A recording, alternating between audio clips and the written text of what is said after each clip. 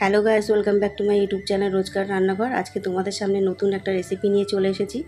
সেটা হচ্ছে butter ponds মশালা। তো তোমরা প্রথম থেকে লাস্ট অবধি দেখতে থাকো। আমি ওভেনে বসিয়ে দিয়েছি কড়াটা একটু গরম হয়ে গেলে ওতে আমি 2 চামচ বাটার 1 চামচ ঘি দিয়ে দিচ্ছি। আর তেলটা দেওয়ার কারণ হচ্ছে যাতে বাটারটা না পুড়ে যায়। তোমরা যদি কেউ এটা এটা কিন্তু অবশ্যই ভেবো না যে বাটার ছাড়াই হয়ে যাবে, যেহেতু এটা বাটার পান্স মশালা, সেহেতু তোমরা এইভাবেই রান্না করো। তো এরপর যখন বাটারটা গলে গেছে, তো আমি এর মধ্যে একটা বড় সাইজের পেঁয়াজ কুচিয়ে দিয়ে দিয়েছি, আর দিয়ে দিচ্ছি কিছুটা রসুন কোয়া, কিছুটা কাজু, গোটা শুকনো লঙ্কা, আর দিয়ে দেবো গোটা গরম মশলা। এটা একটু হালকা মতো একটু নেড়ে চেড়ে নেবো। এরপর আমি গোটা গরম মশলা দিয়ে দেবো। তো যাই হোক, আমি আগে টমেটোটা দিয়ে দিয়েছি। টমেটোটা একটু নরম হয়ে গেলে, বেশি ভাজা ভাজা করবো না, একটু নরম নরম হয়ে যাবে, তারপর আমি দিয়ে দেবো গোটা গরম মশলা। গোটা গরম মশলার মধ্যে থাকছে হচ্ছে দারচিনি, এলাচ, লবঙ্গ আর গোলমরিচ, ব্যাস, আর কিছু নয়। ভীষণ ইজি একদম একটা রান্না। তো তোমরা সবাই বাড়িতে এটা রান্না করতে পারো। অবশ্যই তোমরা রাইসের সাথে খেতে পারো, তোমরা জিরা রাইসের সাথে খেতে পারো, পোলাওর সাথে খেতে পারো, তোমরা যে কোনো জিনিস দিয়ে খেতে পারো। এটা খুব ভালো একটা রেসিপি। তোমরা বাড়িতে ট্রাই করে দেখো আর ফ্যামিলিদেরকে খাইও। আর বেশি বেশি করে শেয়ার করো, অবশ্যই অনেক অনেক করে শেয়ার করো। আর আমার এই কথা বলতে বলতে আমার এটা ভাজা হয়ে গেছে। জাস্ট ভাজা নয়, আমি একটু হালকা করে একটু ভেজে নিয়েছি। তারপর আমি দিয়ে দিলাম 1 চামচ বাটার, আবার 1 চামচ ঘি। Same process. একটু খুন্তিটা দিয়ে নাড়াচাড়া করে নেবো। এরপর আমি চিংড়ি মাছটা যে প্রনসটা সেটা আমি ভালোভাবে ধুয়ে নুন, হলুদ আর সর্ষের তেল আর একটু লেবু রস দিয়ে মাখিয়ে রেখে দিয়েছিলাম, কিছুক্ষণের জন্য ম্যারিনেট করে রেখে দিয়েছিলাম। আর লেবু দেওয়ার কারণ হচ্ছে যাতে আষ্টেনি গন্ধটা না থাকে। তো কথা বলতে বলতে আমার দেখো মাছ ভাজাটাও হয়ে গেছে। আমি মাছটা একটু একটু লাল হয়ে গেছে।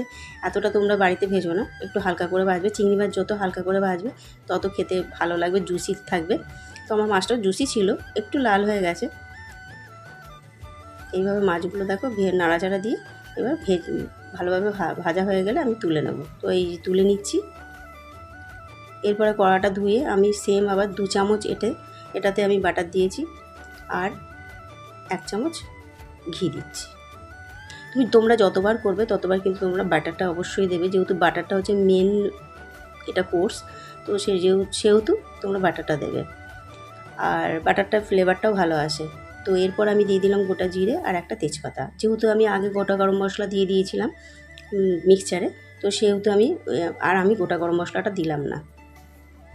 এরপর আমি যে মিক্সচারটা করে রেখে দিয়েছিলাম, টমেটো, পেঁয়াজ, আদা, তারপরে রসুন, কাজু, গোটা গরম মশলা সব কিছু পেস্ট করে নিয়ে আমি এরপর কড়াতে দিয়ে দিয়েছি। ভালোভাবে খুব সুন্দরভাবে নাড়াচাড়া করতে হবে। এটাকে যত কষাবে তত টেস্টি হবে। আর মশলা থেকে যতটা তেল ছাড়বে তখন তোমরা চিন্তা করে নেবে যে অলরেডি মশলাটা হয়ে গেছে। তো এবার ভালোভাবে এটা ফুটে আসবে। তো আমি এর মধ্যে দিয়ে দিলাম কিছুটা চিনিটা হচ্ছে মশলাটাকে ব্যালেন্স করে, টেস্টটাও খুব ভালো রাখে। তারপর দিয়ে দিলাম একটু লবণটা ভালো স্প্রিঙ্কেল করে দিলাম। তোমরা স্বাদ মতো লবণ দিয়ে দেবে। তোমরা যে যেমন স্বাদ মানে টেস্টি তোমরা খাও, যেহেতু কেউ লঙ্কা বেশি খায়, কেউ কম খায়, তো সেইভাবে তোমরা দেবে, টেস্ট টু অ্যাকর্ডিং হিসেবে দেবে। এরপর আমি দিয়ে দিলাম খানিকটা টক দই। ভালোভাবে নেড়েচেড়ে নিতে হবে। ভালোভাবে আমি নাড়াচাড়া করে নিয়েছি। এরপর আমি এতে কাশ্মীরি শুকনো লঙ্কার গুঁড়ো দেবো। এটা জাস্ট দেওয়া না দেওয়া সমান, এটা একটু আমি কালারটা আনার জন্যই আমি দিচ্ছি। তো দিয়ে দিলাম আমি এটা। আমি যেহেতু তোমরা হয়তো ফলো করেছো, আমি কিন্তু এতে হলুদ দিইনি। এরপর আমি দিয়ে দিচ্ছি কাঁচা দুধ, ফোটানো দুধ নয়, কাঁচা দুধ দিয়ে দিচ্ছি। কাঁচা দুধটা দিয়ে দিলাম। এবার এটাকে ভালোভাবে ফোটাতে দিতে হবে। খুব সুন্দরভাবে ফুটে এলে তারপর আমি একটা একটা করে চিংড়ি মাছগুলো সাজিয়ে দেবো, কড়ার মধ্যে দিয়ে দেবো। কড়ার মধ্যে দিয়ে আমি 2-3 মিনিট এটাকে একটু ফুটিয়ে নেব, ঢেকে একটু ফুটিয়ে নেব। দেখো কালারটা দেখে কত সুন্দর লাগছে। তো ফুটিয়ে নিচ্ছি, হয়ে গেছে 2-3 মিনিট। এরপরে আমি একটু দেখো তেলও ছেড়ে দিয়েছে, খুব সুন্দরভাবে হয়ে গেছে, ফুটে এসছে। এরপর আমি দিয়ে দেবো নামানোর আগে একটু গরম মশলা আর 1 চামচ মতো ঘি। আর আমি সাইডে রেখেছিলাম, হ্যাঁ অবশ্যই আমি সাইডে রেখে দিয়েছিলাম কস্তুরি মেথি। তো সেটাকে আমি সাইডে রেখে ওটা একটু গরম করে নিলে না ক্রাশটা ভালো হয়, সেন্টটাও ভালো আসে। তো আমি এইভাবে ক্রাশ করে দিলাম, তোমরা এরকমভাবে করো, তোমরা এক্সট্রাভাবে তোমরা কেউ গরম মানে ওটাকে রোস্ট করতে যেও না। দিয়ে দিয়েছি আমি সেন্টের জন্য, ওটা খুব ভালো হয়। আর দিয়ে দিচ্ছি একটু গরম মশলা, আর এরপরে দিয়ে দেবো 1 চামচ ঘি। তো তোমাদের রেসিপিটা কেমন লেগেছে, আশা করি তোমাদের ভালোই লাগবে। আর তোমরা বেশি বেশি করে লাইক করো, শেয়ার করো, সাবস্ক্রাইব করো, কমেন্টস করো। আর তোমরা আমাকে জানিও তোমাদের রেসিপিটা তোমরা আর কী কী রেসিপি দেখতে চাও। তো এই হয়ে গেল আমার প্রনস বাটার মশলা।